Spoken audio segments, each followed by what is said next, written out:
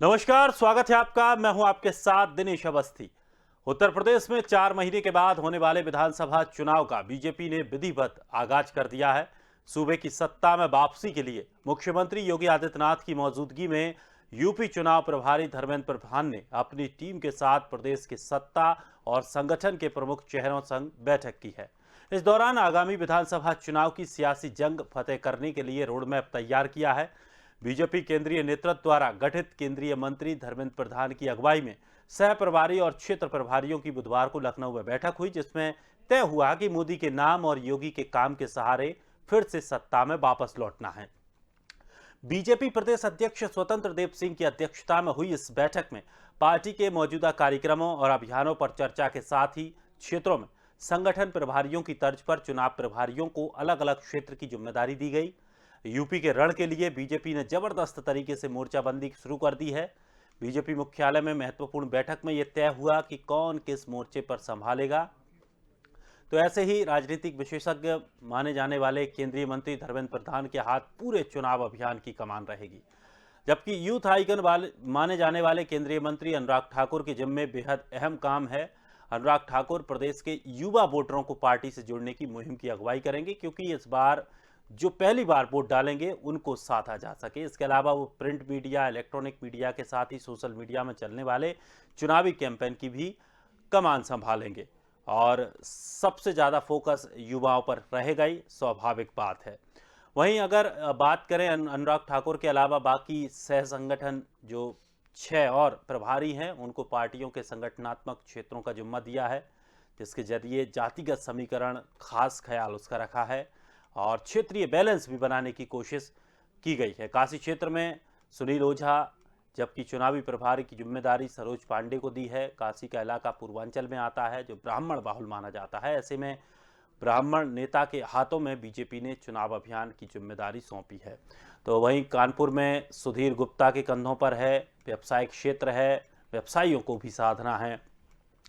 अन्नपूर्णा देवी को यादवों को वोट साधने के लिए साफ तौर पर तैनात किया गया है। सुधीर गुप्ता को भी कमान सौंपी गई है। तो ये तमाम पश्चिम उत्तर प्रदेश की बात करें, किसान आंदोलन को बात करें, तो वो भी एक बीजेपी के लिए चुनौती बना हुआ है। उसके लिए जाट समुदाय के सबसे मजबूत नेता, जाट नेता कैप्टन अभिमन्यु को उनकी कमान सौंपी है। इसी तरह ये तमाम जिम्मेदारियां सौंपी गई हैं, जिससे कि हर वर्ग को, हर क्षेत्र को साधा जा सके। आज इसी विषय को लेकर हम चर्चा करने वाले हैं कि ये जो पूरी तैयारी है वो बीजेपी के लिए कितनी फायदेमंद होगी और जो पार्टियां हैं और दल हैं उनके लिए क्या कुछ इसमें नुकसान हो सकता है। चलिए, नेता हमारे साथ जुड़ रहे हैं केंद्रीय मोहन पांडे, कृष्ण मोहन पांडे, नेता बीजेपी से, आरपी राजन जी, प्रवक्ता कांग्रेस से, राजीव उपाध्याय जी, नेता बहुजन समाज पार्टी से, और कुछ ही देर में शौकत अली जी हमारे साथ जुड़ेंगे समाजवादी पार्टी से। सभी मेहमानों का बहुत बहुत स्वागत है। और सबसे पहले मेरा सवाल है आरपी राजन जी, बीजेपी ने जो तैयारियां की हैं, बड़े ही महत्वपूर्ण तरीके से सजावट करके अपने प्रभारी नियुक्त किए हैं, जाति का भी ख्याल रखा है, वर्ग का भी ख्याल रखा है, और किस तरह से युवाओं को साधना है, किस तरह से महिलाओं को साधना है, सारी उनकी तैयारियां हो चुकी है। बीजेपी की तैयारी को आप बीजेपी के लिए कितना फायदेमंद देखते हैं, और समाजवादी पार्टी, कांग्रेस, बहुजन समाज पार्टी, इनके लिए क्या कुछ कटौती हो सकती है? देखिए दिनेश जी, भारतीय जनता पार्टी तो चेहरा बदलने की राजनीति करती है और उसी की कवायद का हिस्सा है धर्मेंद्र प्रधान जी। कभी आडवाणी जी चेहरा हुआ करते थे, कभी जोशी जी चेहरा हुआ करते थे, लेकिन आज वो सब गायब हैं। चुनाव के समय नए नए चेहरे लाना बीजेपी का पुराना खेल है, कोई नई चीज नहीं है। सच तो यह है कि बीजेपी अब कोई भी चेहरा ले आए जनता को धोखा नहीं दे पाएंगे। सबसे बड़ी बात कि धर्मेंद्र प्रधान जी जिस विभाग के मंत्री हैं, उसी विभाग के और उसी विभाग से ये जनता को राहत नहीं दे पाए। सबसे ज्यादा जनता की कमर टूटी हुई है पेट्रोलियम विभाग से। पेट्रोल के दाम आज आसमान छू रहे हैं। क्या स्थिति है, उसको ये कंट्रोल नहीं कर पाए। देश कराह रहा है, त्राही त्राही मची है महंगाई की। एक तो पूरी इस महामारी, वैश्विक महामारी में देश ने किस तरह की जो है समस्याएं झेली, कितना परेशान हुआ, उसके बाद रोजगार ठप हो गया लोगों का, लोगों की कमाई बंद हो गई, लोगों के घरों में चूल्हे ठंडे हो गए, खाने की व्यवस्था नहीं रही और सरकार उसके बाद भी इनके कान में जू तक नहीं रहेगी। और पेट्रोल के दाम देखिए आप आसमान छू रहे हैं। और पेट्रोल के दाम ही बढ़ने से केवल पेट्रोल पे ही नहीं दिक्कत होती कि वाहन चलने से भाई पेट्रोल बढ़ेगा, डीजल बढ़ेगा तो माल भाड़ा बढ़ेगा और सारी चीजें उसके साथ महंगी होती हैं। तो धीरे धीरे बाजार महंगाई की ओर बढ़ता गया, महंगाई पूरी चरम पर है। तो वो जो उस आदमी को लेकर के आए हैं जो अपने उस विभाग को ही नहीं कंट्रोल कर पाए, जिस विभाग के मंत्री हैं, जिससे जनता को राहत नहीं दे पाए।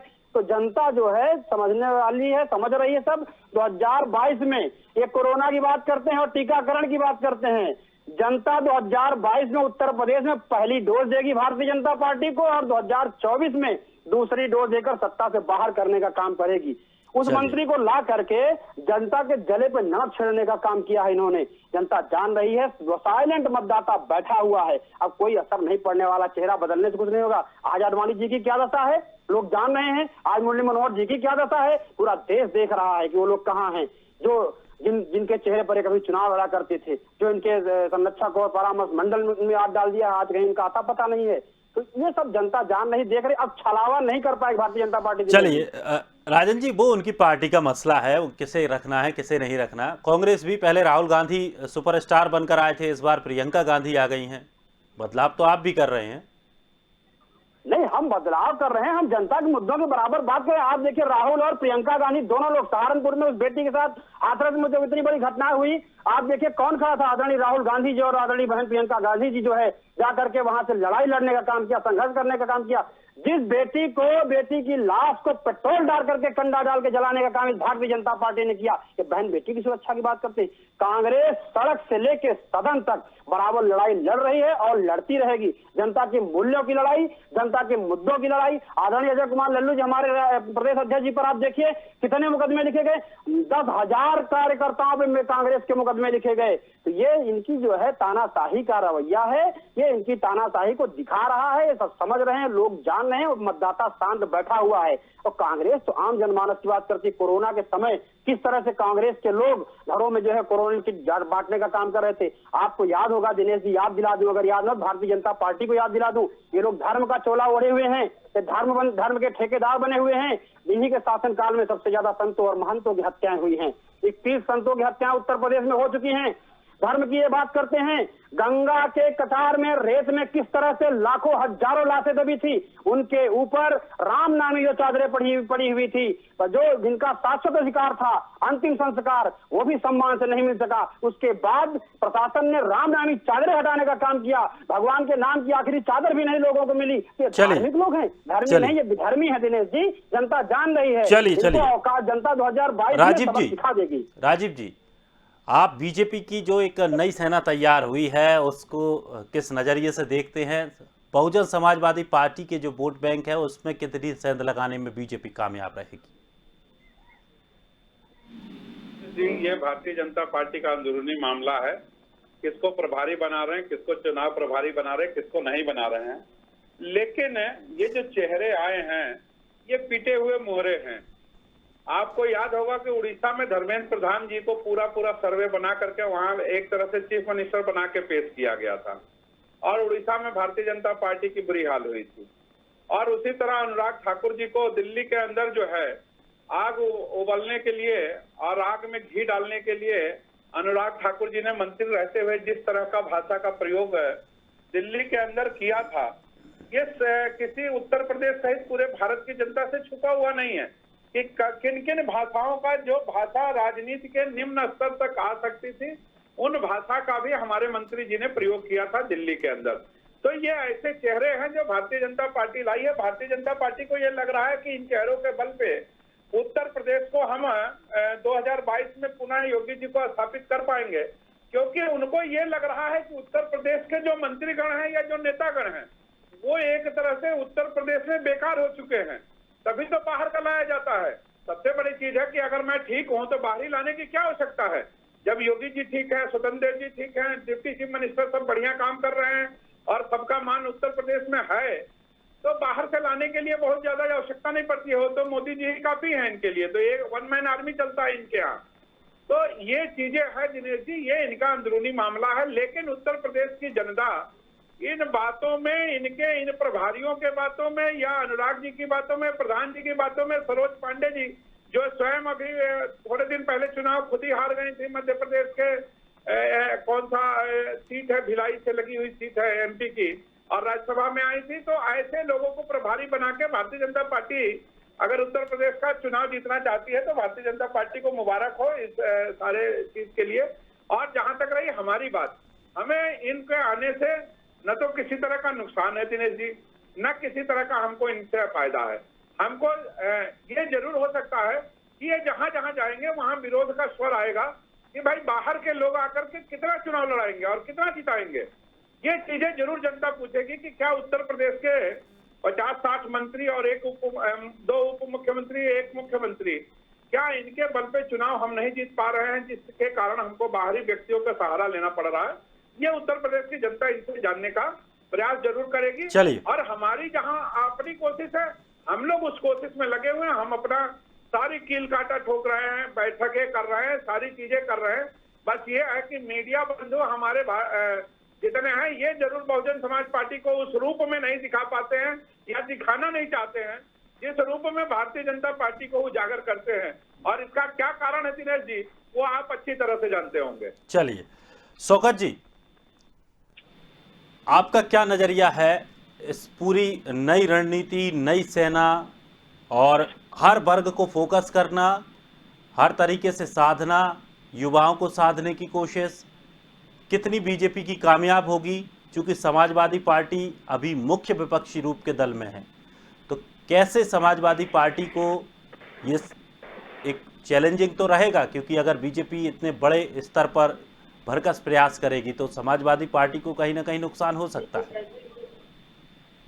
देखिए दिनेश जी, भारतीय जनता पार्टी 300 अधिक से सीटें जीत के उत्तर प्रदेश में सरकार बनाती है और पूरे 4.5 साल हो जाने के बाद ये बताने में अक्षम रहती है कि हमने उत्तर प्रदेश में किया क्या है। अब बाहरी नेताओं को ले आया जाता है उत्तर प्रदेश के वोटर्स को बताने के लिए कि हम देखिए सीनियर केंद्रीय नेता बुला रहे हैं, यहाँ हम उत्तराखंड से नेता बुला रहे हैं, हम बाहर से नेता बुला रहे हैं। लेकिन भारतीय जनता पार्टी ने 4.5 वर्ष में किया क्या है ये बताने के लिए भारतीय जनता पार्टी के सरकार के पास शब्द नहीं है। 4.5 वर्ष आप सरकार में रहें, उत्तर प्रदेश में आपने क्या काम किया उत्तर प्रदेश की जनता जानना चाहती है। उत्तर प्रदेश में कितना आपने महंगाई से उत्तर प्रदेश की जनता को निजात दिलाई, ये उत्तर प्रदेश की जनता जानना चाहती है।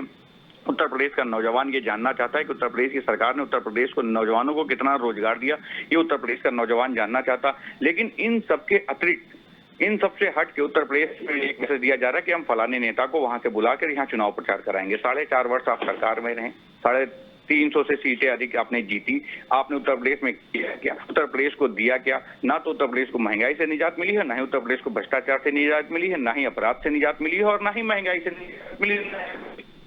फिर भी कहा जा रहा है अरे महाराज, जो यहाँ दूसरे भी उत्तर प्रदेश की जनता सवाल पूछेगी, उनसे नहीं पूछेगी जो बाहरी आए हैं। उनका चेहरा देख के जैसे आए हैं वैसे वो चले जाएंगे, क्योंकि वो तो दिखाने के लिए बुलाए गए हैं, भैया हम पोस्टर वाले नेता हैं और हम पोस्टर की तरह रहेंगे, और फिर चले जाएंगे, वापस चले जाएंगे। चलिए से सवाल करेगी, चलिए आपने उत्तर प्रदेश क्या क्या है। चलिए कृष्ण मोहन पांडे जी, सवाल आपने सुन लिया होंगे, पूरे विपक्ष की क्या राय है, और सबसे बड़ा सवाल जो अभी तक निकल कर आया है वो यही है कि क्या उत्तर प्रदेश में बीजेपी के पास नेता नहीं है या उनमें वो काबिलियत नहीं है, क्योंकि बाहर से आप इंपोर्ट करके मंगा रहे हैं। मैं सबसे पहले तो आप सभी का नमस्कार, और मैं बता दूं कि ये जो भी हमारी बैठक है ये हमारी संगठनात्मक बैठक है। दूसरा, जो चेहरे आ रहे हैं उस संगठन द्वारा, जो भी बाहर से केंद्रीय नेतृत्व द्वारा भेजे जा रहे हैं, वो सारे के सारे लोग हमारे संगठन के लोग हैं। संगठन के हमारी जो चर्चा है, बैठक है, ये सदैव चलती रहती है, अनवरत चलती रहती है। ये हमारी कोई नई बैठक नहीं है। हम सदैव ये कार्य करते रहते हैं, संगठन प्रभारी बनाते रहते हैं, विधानसभा प्रभारी बनाते रहते हैं। और हमारे यहाँ एक प्रणाली है कि हमेशा संगठन की जो क्या चीजें हैं, क्या अभी तक हम कर पाए हैं, क्या योजनाएं आगे कर सकते हैं, इसके लिए बैठक चल रही है। हमारे कांग्रेस के मित्र ने कहा कि चेहरा बदलना इनका काम है, तो मैं उनको बता देना चाहता हूं कि हमारे यहाँ चेहरा बदलने का काम है। हमारे यहाँ चारों एक ही परिवार का सदियों से, कई पीढ़ियों से चरण चाटुका कर कर और एक ही चेहरे को सामने रखकर जो फ्यूज बल्ब को साथ रख के हम करने की परंपरा नहीं है।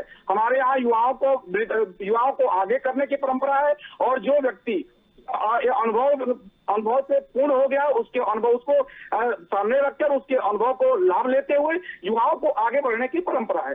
दूसरी बात, एक साथी ने कहा कि भ्रष्टाचार बढ़ा है, अपराध बढ़ा है। भाई साहब, मैं उनको बता देना चाहता हूं कि उत्तर प्रदेश में अपराध मुक्त उत्तर प्रदेश बन चुका है, और आने वाली सरकार पुनः एक बार हम बड़े रणनीति के साथ चुनाव लड़ रहे हैं। उत्तर प्रदेश के जो भी चेहरे हैं, यहाँ पे जो भी प्रभारी है, उत्तर प्रदेश के नेतृत्व के साथ आदरणीय मुख्यमंत्री जी के चेहरे पर, आदरणीय सुखमदेव जी के चेहरे पर हम चुनाव लड़ेंगे, और हमारे आदरणीय मोदी जी के और योगी जी के किए हुए काम पर हम जनता के बीच जाएंगे, और जनता हमें पुनः आशीर्वाद देकर पुनः एक बार सरकार 300 से पार ऊपर सीट लेकर आ रहे हैं, और पुनः एक बार हम सरकार बनाने जा रहे हैं। और जितने भी लोग लेकिन पांडे जी समाजवादी पार्टी कहती है, पांडे जी समाजवादी पार्टी कहती है कि काम तो कुछ किया ही नहीं। अगर काम किया होता तो ये रणनीतियां बनाने की जरूरत नहीं पड़ती। आप जाकर के काम गिनाइए ना लोगों को। हम काम गिना रहे हैं, हम काम गिना भी रहे हैं, जनता के बीच जा भी रहे हैं, जनता बड़ा स्वागत कर रही है। हाँ, इन्होंने कहा कि हमने कुछ काम नहीं किया है, तो ठीक बात है, इनकी दृष्टि में हमने काम नहीं किया। ये जो काम करते थे, उसमें विधायकों ने सांसदों को भेज रहे हैं, इस तरह जनता इनका स्वागत कर रही है। ये डरे हुए लोग हैं उत्तर प्रदेश में, डरे हुए लोग हैं। उत्तर प्रदेश की सरकार डरी हुई है कि जनता क्या देने वाली है, उत्तर प्रदेश के लोगों को पता हो गया। व्यक्ति तक पहुंच रहा है। पंडित दीनदयाल उपाध्याय द्वारा प्रेरित अंत्योदय की व्यवस्था के अनुरूप समाज के अंतिम व्यक्ति तक पहुंचने का प्रयास कर रहा है, उसको न्याय दिलाने का, शोषित वंचित को अपलिफ्टमेंट का जो काम है हम कर रहे हैं, और उसके लिए जो किस हद तक जाना पड़ेगा हम करेंगे। पंडित दीनदयाल उपाध्याय जी के विचारधारा अंत्योदय को लेके जाएंगे। और रही बात ये संगठन की दृष्टि से, तो हम संगठन की दृष्टि से भी हमेशा एक व्यक्ति तक पहुंच रहे हैं। इसके लिए हमने पन्ना प्रमुख बनाया है, बूथ प्रमुख बनाया है, और संगठनात्मक दृष्टि से हम कार्य कर रहे हैं। हाँ, कारनामे हम नहीं कर पाए हैं, इसके लिए हमें खेद है कि हम कहीं समाजवादी पार्टी की तरह कारनामे नहीं कर पाए। राजीव जी, प्रसन्नता है कि कारनामे नहीं कर पाए, काम कर रहे हैं और आगे भी करेंगे। इतनी उपलब्धियां अगर पांडे जी गिनवा रहे हैं, अगर इतनी उपलब्धियां जनता जान जाती, तो ये जो कमाऊ पूत आए हैं, सरकार के कमाऊ पूत धर्मेंद्र प्रधान जी का कहलाते हैं। अनुराग ठाकुर जी वित्त मंत्रालय में, भाई साहब मैं बता दूं आपको, धर्मेंद्र प्रधान जी हमारे संगठन से और संगठनात्मक बैठक है, ये संगठनात्मक योजना है। इसका चुनाव से कोई लेना देना नहीं है। चुनाव के लिए हमारे यहाँ प्रभारी बनाए गए, हमारी योद्धाएं हैं, हमारे कार्यकर्ता हैं, हम सरकार को खुश करने में लगे थे। वही हाल अनुराग ठाकुर जी का था, वित्त मंत्रालय में नीतियां बना करके, और धर्मेंद्र प्रधान जी पेट्रोलियम पदार्थों की मार दे करके, ये दोनों लोग मिलकर के भारत सरकार को धनी बनाने में लगे थे, और जनता का जो चमड़ी है उसको नोचने में लगे थे। जनता देख रही है, और ये पूरी हिंदुस्तान की जनता जानती है कि देश की जनता देख रही है। इसलिए 2014 में आदरणीय प्रधानमंत्री जी को देश की जनता ने आशीर्वाद दिया, 2019 में दिया, और 2017 में उत्तर प्रदेश की सरकार बनी, और 2022 में पुनः ये जनता आदरणीय मोदी जी को, आदरणीय प्रधानमंत्री जी के कार्य को देखते हुए जनता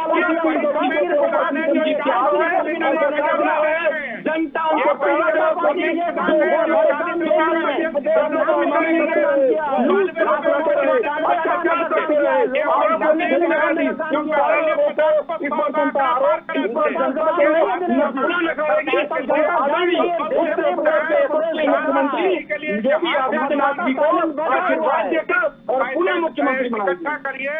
8,400 करोड़ रुपए की जहाजें खरीदिए हमारे प्रधानमंत्री जी के लिए। ये ऐसे लोग हैं, ऐसी नीतियां बनाते हैं जिससे गरीब जो है और गरीब बन जाए, और अमीर जो है और एक नागरिक देख रहा है,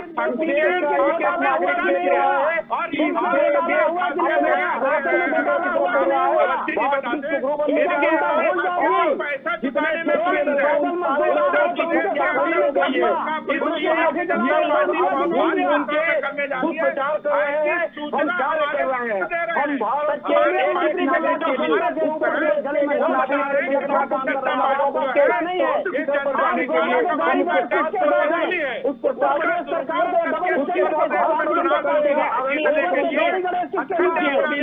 योगी आदित्यनाथ जी की सरकार जो है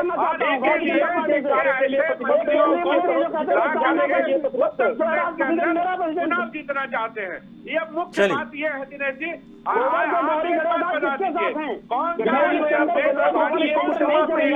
ये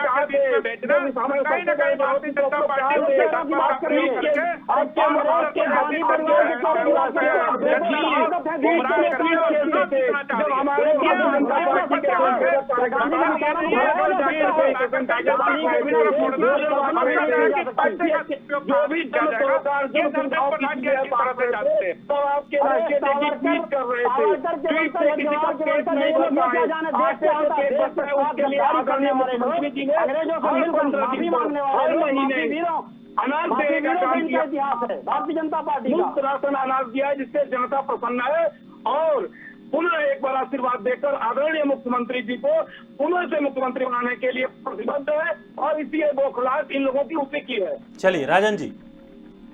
जी दिनेश जी भारतीय जनता पार्टी ने जो काम किया है वो काम जनता जान रही है। जनता इनको गिनवाएगी बाईस में किस तरह से गंगा में बहती लाशें, इसके लिए जिम्मेदार को लाशों की मीनार में खड़ी होकर के सरकार काम चाहिए गिना रही थी। घोटाला, राशन वितरण घोटाला कौन किसने किया है?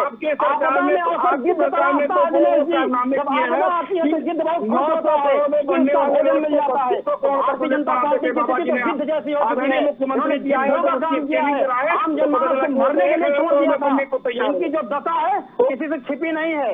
आपदा में अवसर भारतीय जनता पार्टी ने तलाशा है, उसका जनता आदरणीय मुख्यमंत्री जी को पुनः आशीर्वाद देकर इस उत्तर प्रदेश का मुख्यमंत्री बनाने जा रही है। और ये जो गांव गांव घूम के जा रहे हैं, ये लोग देख रहे हैं, जब इन लोगों को लग रहा है कि जनता पुनः एक बार मुख्यमंत्री बनाने के लिए भारतीय जनता पार्टी के प्रतिनिधि और आदरणीय आदित्यनाथ जी को बनाने जा रही है, तो ये लोग अंदर से बौखला के अन्य बातें कर रहे हैं। लेकिन मैं धन्यवाद देना चाहूंगा कि ये बौखलाहट बनी रहे ताकि जनता देखे। चलिए जो कारनामे किए थे और हमने जो काम किए, दोनों में कितना अंतर है। चलिए बहुत बहुत शुक्रिया।